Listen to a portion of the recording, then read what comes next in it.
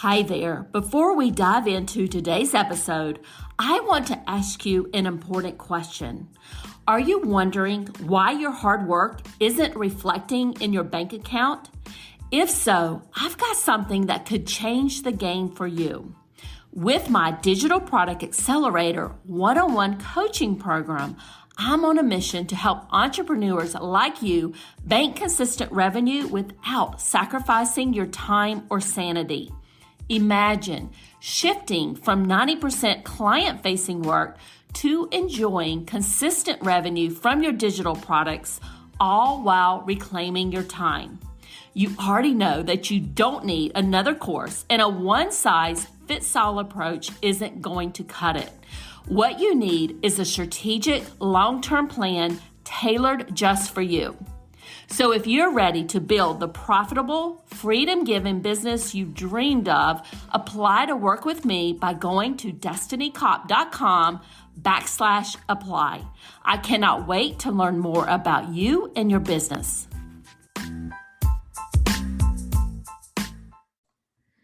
Welcome to the Course Creators MBA podcast. I'm your host, Destiny Cop. And in this podcast, we're covering actionable tips to grow your online course business. Before I begin, I want to let you know that this episode is sponsored by my Course in a Box program, which helps you create your revenue-generating course in less than a week. Course in a Box is on the AppSumo marketplace at a special deal, and the link for Course in a Box on AppSumo is in our show notes.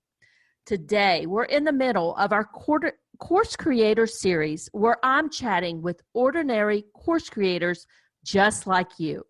We're talking about their journey in their online course business, how they got started, the challenges they've experienced, and how they overcame them. These are real discussions with real people. And my guest for today is Chelsea Clarke. Chelsea is a content monetization strategist, investor, and business broker who helps creative business owners make sense of funnels and marketing so that they can tackle their wildest money goals. She scaled her company, HerPaperRoute, past six figures through the strategic development of actionable online courses, a transformational virtual summit, and a high-touch VIP mastermind. She has a passion for sharing business growth hacking strategies and is on a mission to help creative entrepreneurs make more paper. Chelsea, thanks so much for joining me. I'm very excited about our conversation today. Thank you so much for having me. This is really exciting to get to be on your awesome show. So thank you. Yes. So I want the audience to know all about you. So can you take us back from the beginning and talk about your journey into online entrepreneurship and how you got into creating online courses? Oh, absolutely. Well, I went to university for digital marketing, and I always kind of had a blog as a hobby for fun on the side. I went into marketing through corporate marketing. I was working at a business brokerage. I worked for like nightclubs for planning events, and I just didn't make the connection between my own online hobby and actual business for too long. So I was working way harder and not smarter. I was working by day in marketing.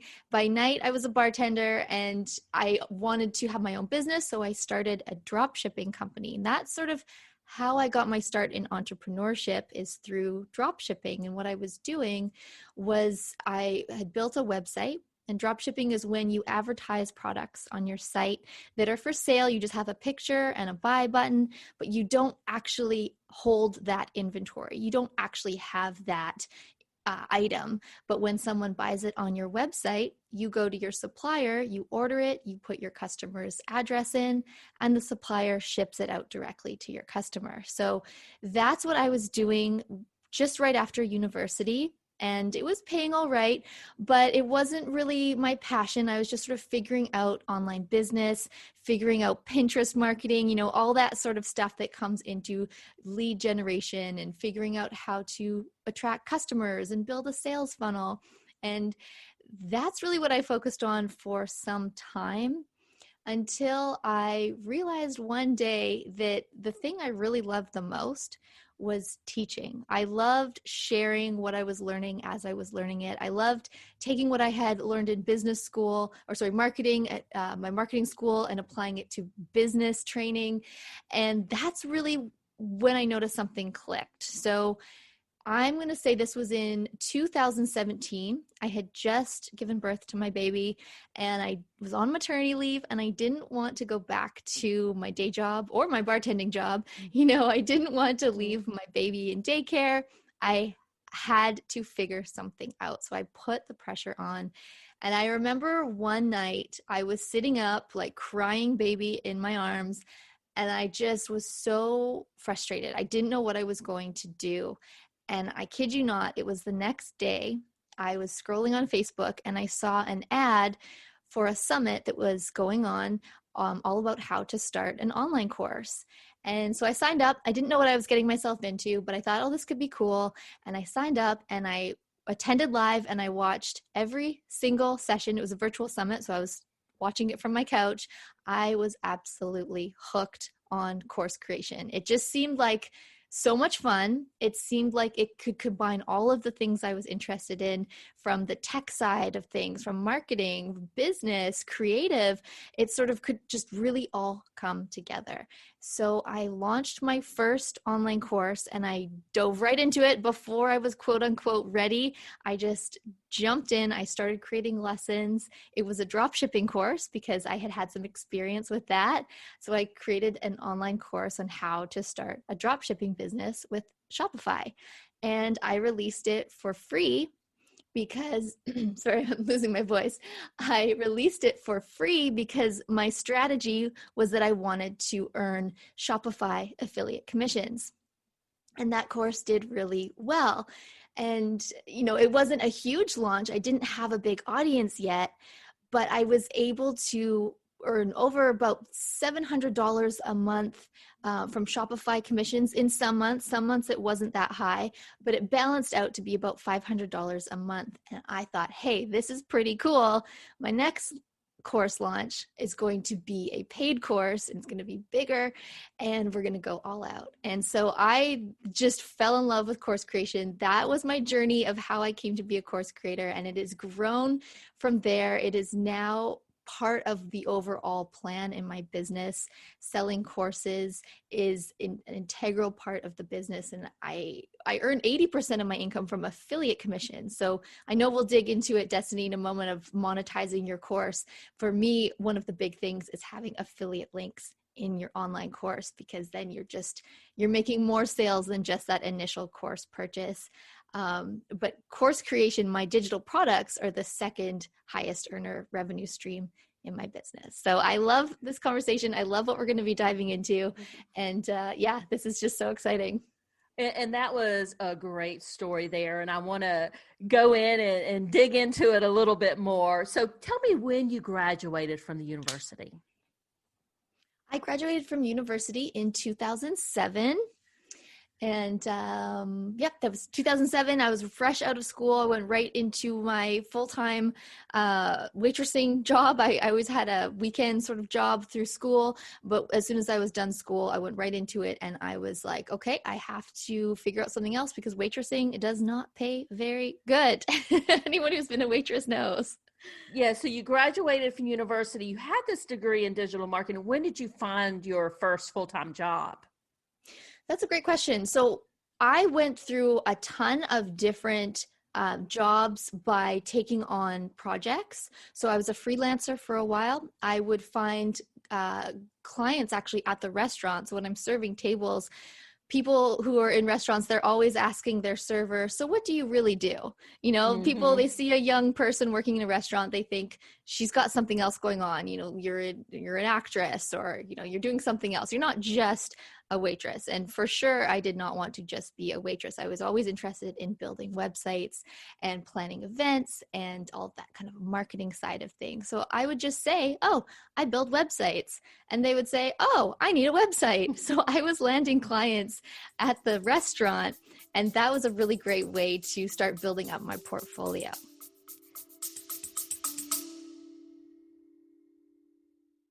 Hey there, Destiny here, and I'm the host of the Creators MBA podcast. And this episode is brought to you by HelloContent.shop, your go-to destination for content creation in your online digital product business. I understand how busy you are as an online business owner. I am right there with you. And that is why I have filled our Hello Content Shopify store with low-cost digital products that you can use as a lead magnet or part of your paid programs like your online courses or memberships. We also have marketing templates like email swipe files and social media templates designed to save you time and money. So whether you're looking to streamline your content strategy, enhance your digital products, or just save some precious time, I've got you covered, my friend. Now visit the HelloContent.shop today and take the first step towards effortless content creation. That's an interesting story. And I waited restaurants in college and during that time there. And let me tell you, I just want everybody to know that was the hardest job I've ever had, is waiting on tables. Amen. It is not easy. So eventually you started this drop shipping business. What were you drop shipping? What were you selling at that point in time? I was selling clothing. So it was women's clothing and accessories.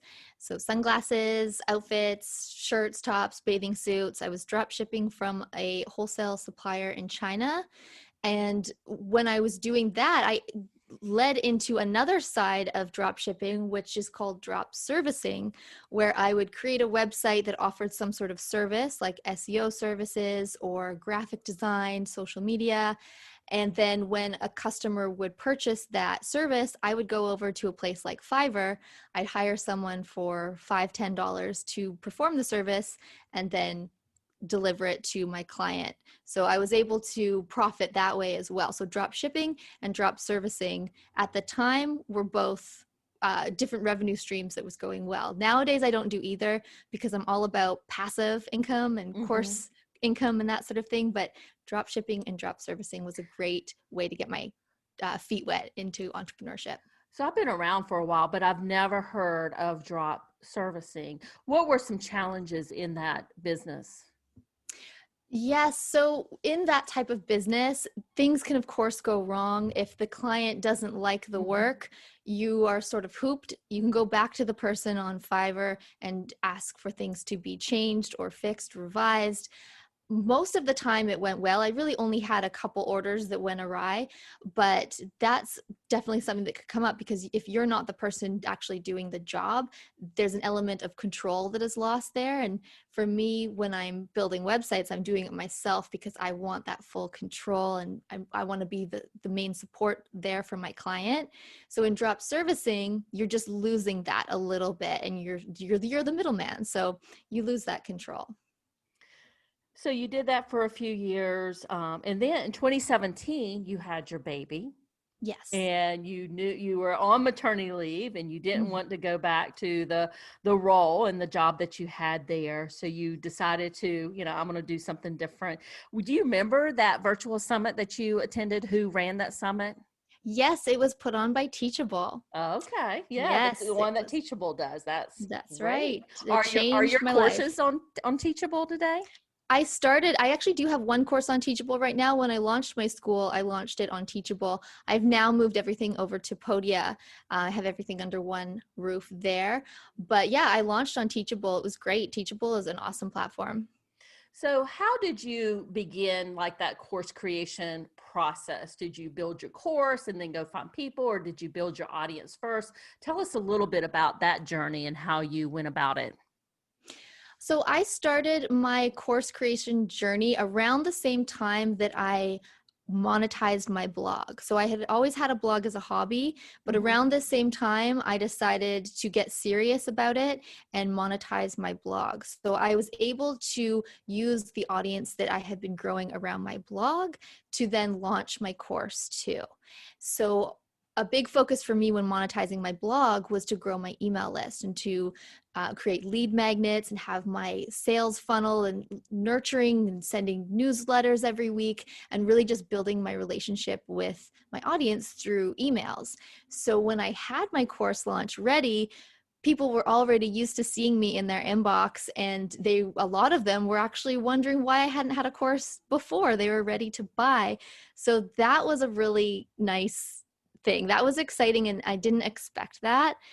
But if someone's listening and they say, oh, well, I don't have an audience, who's going to buy my course? You don't need to launch with an audience already, because as you know, Destiny, there's Facebook ads, there's, Pinterest marketing, there's ways to find customers for your courses right on the day that you launch. So you don't have to launch with an audience, but it was definitely nice. It gave me a little jump start into it.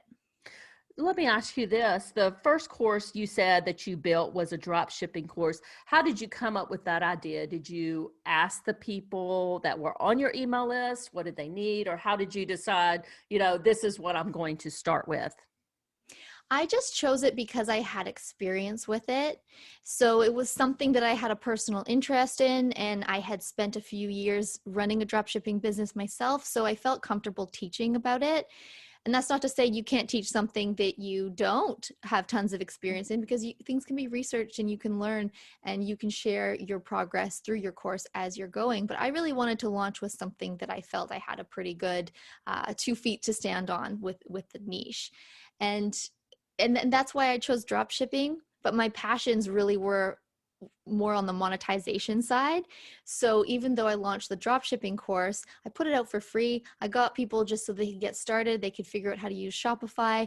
Whereas my passion really was I wanted to show people the marketing side, the business side, funnels, how to monetize a blog, that sort of thing. So while I was developing my other courses, which I launched later on, I just had that first one out generating some traffic, so that while I was working on my other ones in the background, I was growing an audience that then could find out about my other courses once they were ready.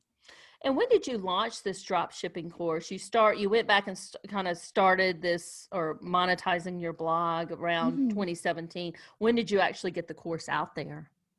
I put that drop shipping course out in under 30 days. So Oh, wow. I decided I was going to start a course. I created it, and I was very strategic with it. Shopify has some free resources, so they had recorded some videos that their affiliates could use, and it was licensed that affiliates could use it however they wanted. So I was able to put those videos into my course and release it because it was a Shopify course. And so all I really had to do was just create a couple of my own lessons to share my own experience, and then record my intros, record sort of how I use the dashboard, how I use Shopify, and then put it all together. So I was able to launch in under 30 days.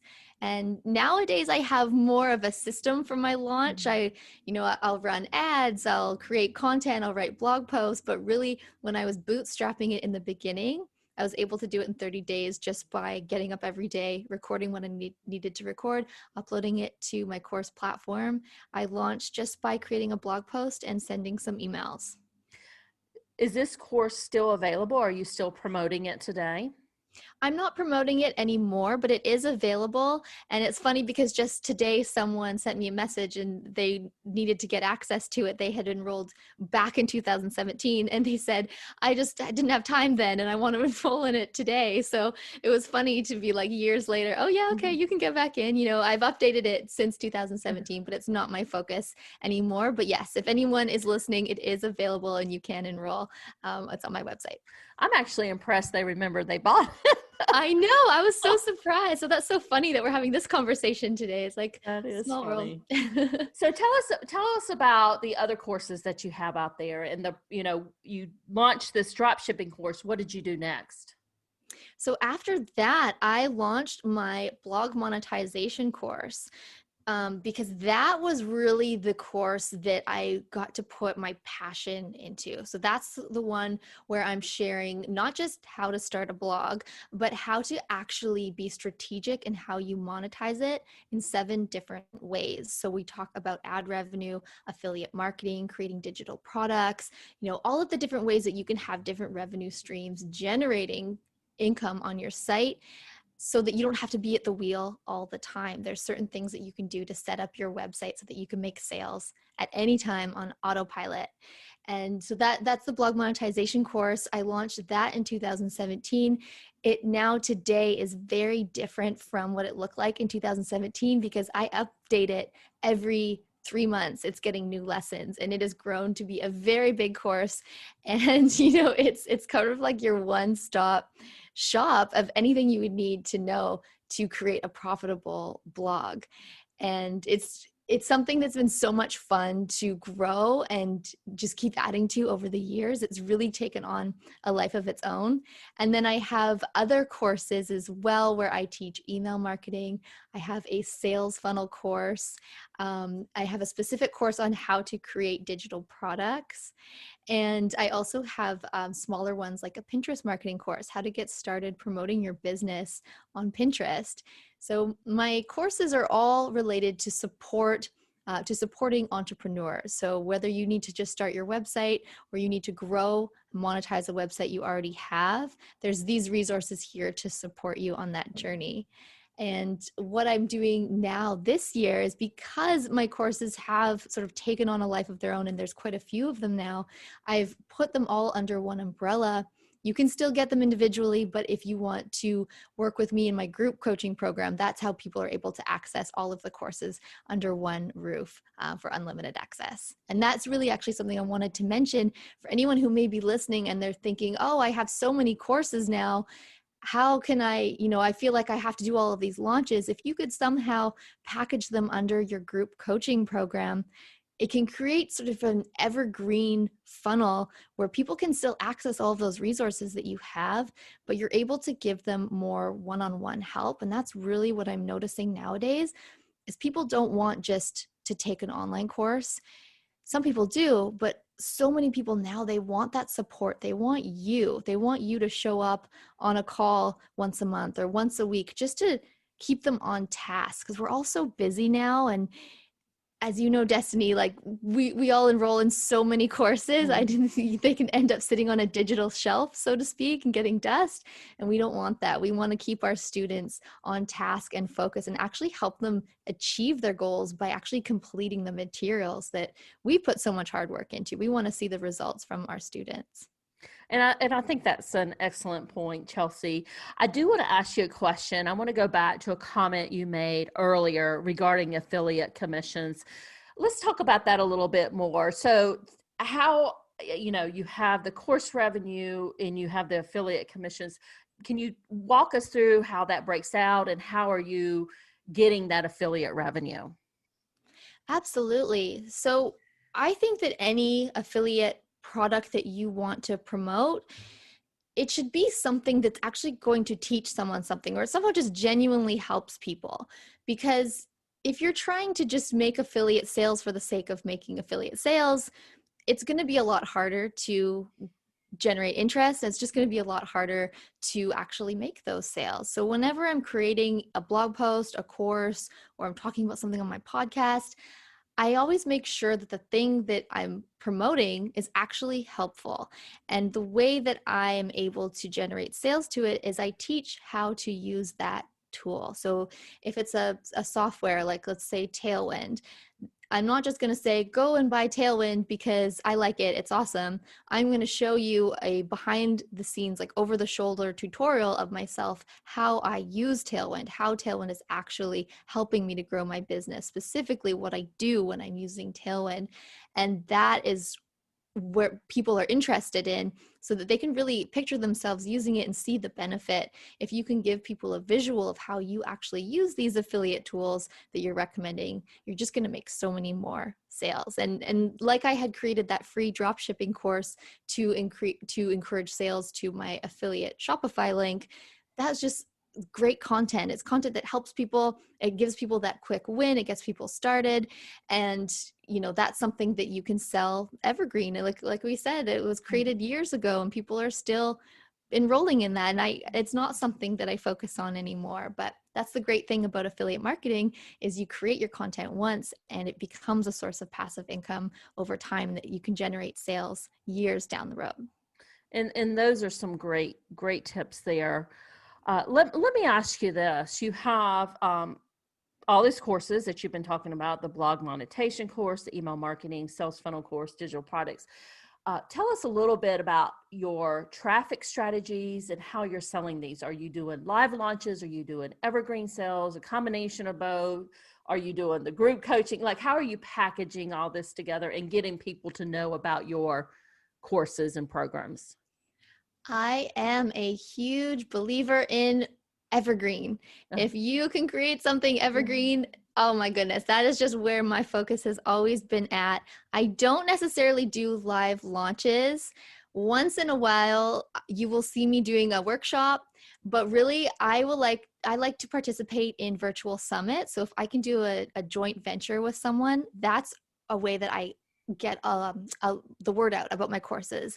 I'll go and I'll participate in virtual summits, or I host my own virtual summit. I will do a co-workshop with a brand. So someone like ConvertKit. I've done co-webinars with them where we're teaching how to use ConvertKit. And, just sort of any way that I can get myself out there without having to ever do a sales call, that's always been my focus. So evergreen is really important. I like to ensure that my courses are available at any time. And I like to also make sure that my group coaching program can be enrolled at any time. Now, this one right now, there's a wait list because we're going to be doing a special launch for what's coming up in this season. But normally it is an evergreen. People can enroll at any time. And what I've found is that really helps people, because when you have a program or a course that's only open for a specific amount of time, it requires that people are all met there at that one time. And for most people, that's just not possible. We all have so many things going on. People like to learn on demand. They like to be able to come back and we have to meet them where they're at. So if you have your program, your course as evergreen, people can come in at any time and access your content. And they don't have to just be there on launch day. Now, that's not to say you can't do a live launch. I mean, we've all seen the success of people like Selena Sue. She does a live launch for her program that is only open once a year for a few weeks. And that generates so much interest, and that's really popular. So absolutely, it's something that can be done and can be successful. But for me and my business, I've really found my way with evergreen launches. And Chelsea, I'm right there with you. My business runs on evergreen. So I definitely know that it can be done with live launches, but I just prefer the evergreen type model. Tell us a little bit about what you're willing to share in terms of numbers, student numbers, revenue numbers. What are you willing to share with us? Oh yeah, I'm happy to share anything.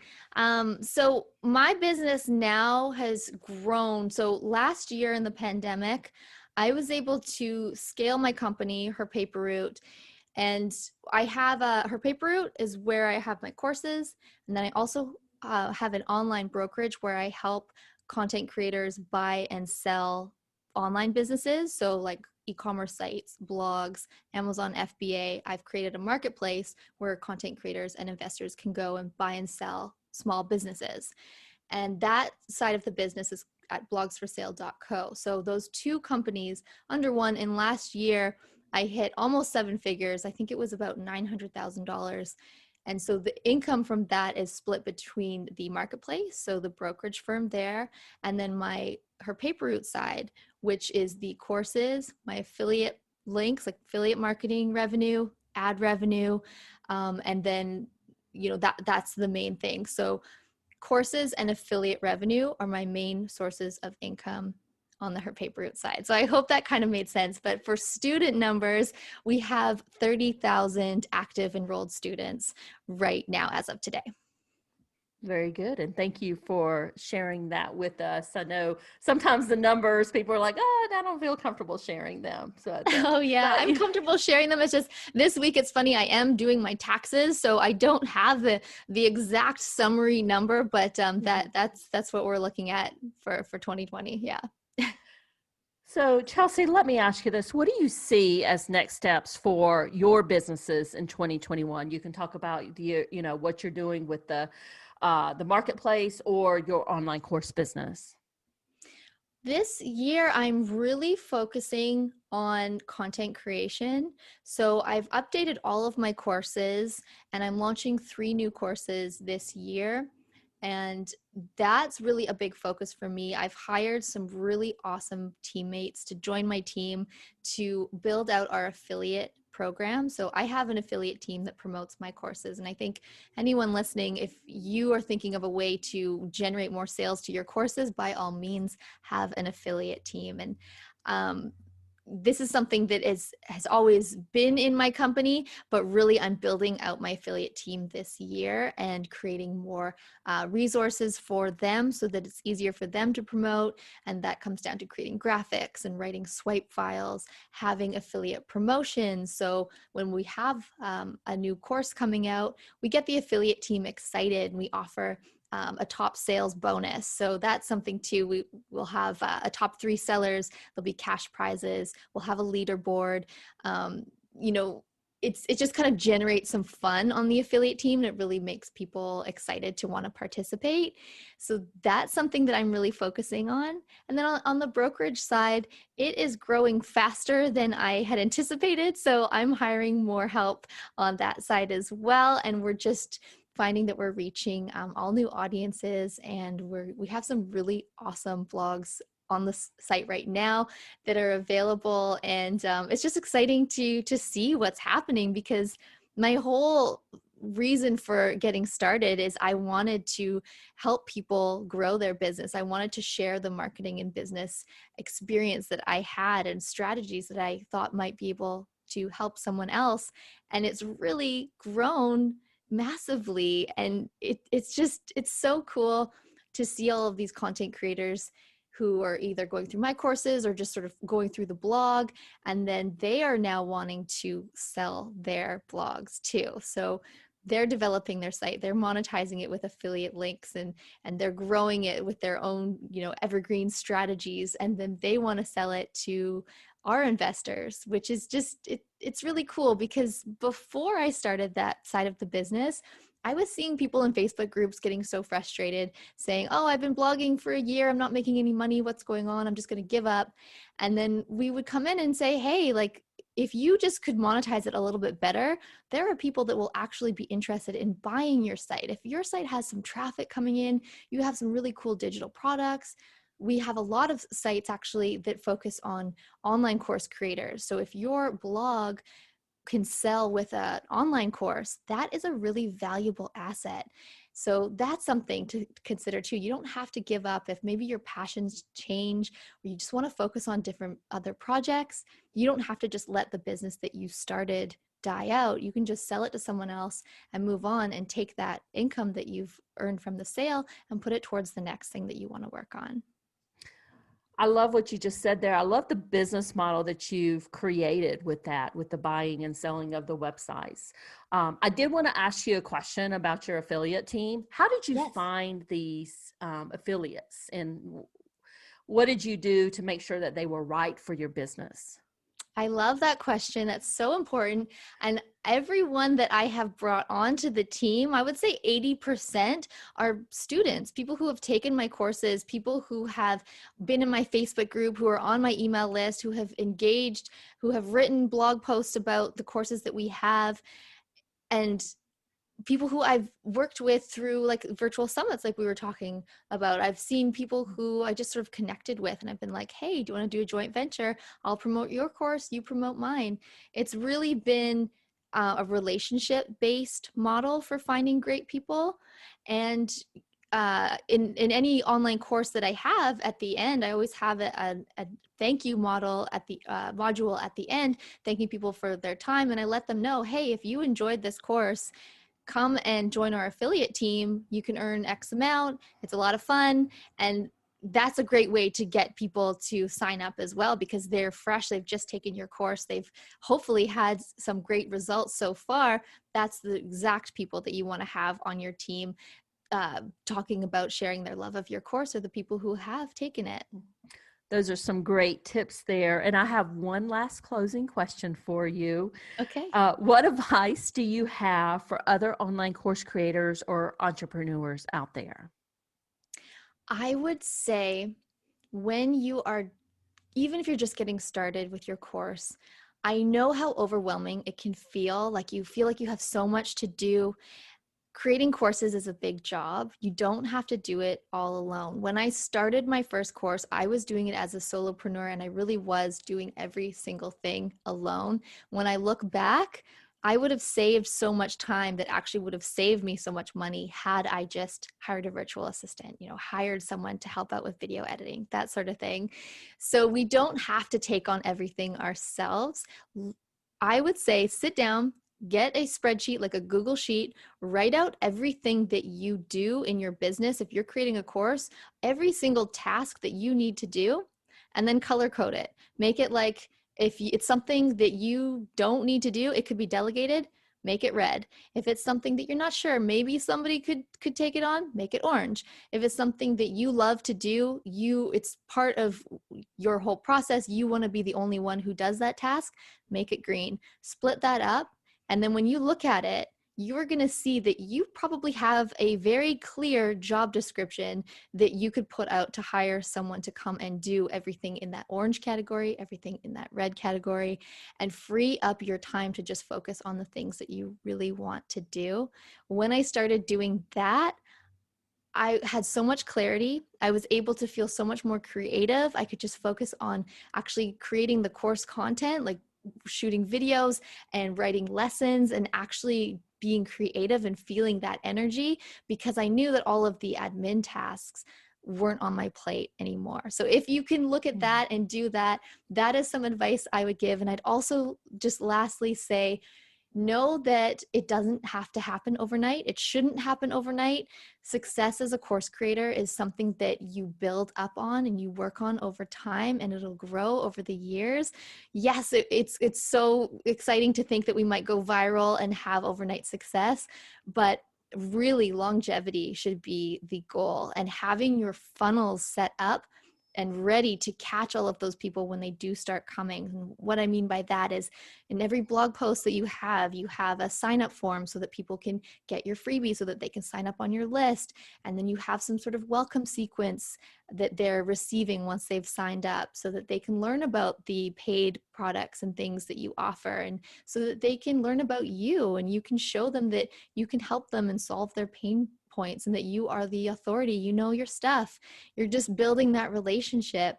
And over time, those are going to be the people who want to support you for years to come. And anytime you put out a new course, those people that you've nurtured over the years are going to be the ones who are going to be the most excited to want to get involved, to want to promote it, to want to buy it, to want to join your affiliate team and recommend it to their audience.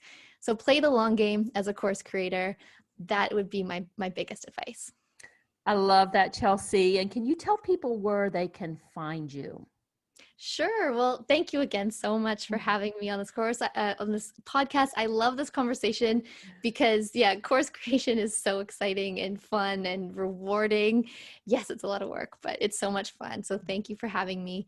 You guys, you can find me at HerPaperRoute.com. If you head on over there, I have a free toolkit of resources to help you as an entrepreneur, to help support you in the marketing and funnels side of your business. Whether you are a course creator or any type of entrepreneur, there are certain resources there that I can just help you to boost your income with. And that's at HerPaperRoute.com. It is free. And my courses are there too if you're interested in checking that out. And if you are on the other side, you're thinking, hey, I might want to sell my business, or I might want to buy a business, you can find me at blogsforsale.co. And that's where we have all of our listings, where you can just go and look and see what's available. You can actually see the income that a blog is making, or a course platform is making, and you can see where the traffic is coming from, and you can reach out to our brokers there and we can get you more information. But yeah, that's where you can find me. And thank you just again so much, Destiny, for having me on. I love getting to chat with you about this kind of stuff. Oh, it's been my pleasure. And I'm going to make sure that all of those links are in the show notes so people know where to find you. Thank you so much. Course creators, thanks for joining us today. If you have any questions about Course in a Box, which is offered on AppSumo, please reach out to me on LinkedIn or DM me on Instagram. I hope you enjoyed this episode. Would love for you to rate and review the podcast on Apple Podcasts or your favorite podcast platform and show us some love there. Have a great rest of your day, and bye for now.